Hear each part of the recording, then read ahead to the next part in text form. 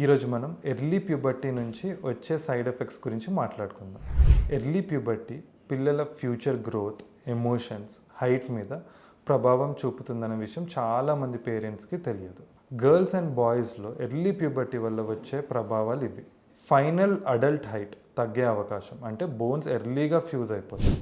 Emotional maturity ఇంకా రాకపోయినా hormonal changes వల్ల మూడ్ స్వింగ్స్ ఎక్కువగా ఉంటాయి.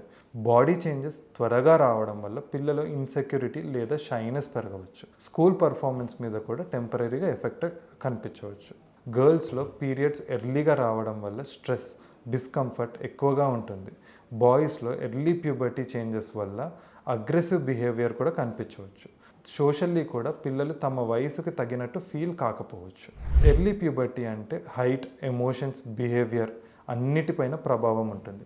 అందుకే ఎర్లీ సైన్స్ కనిపించినప్పుడు వెంటనే డాక్టర్ని సంప్రదించడం చాలా ముఖ్యం.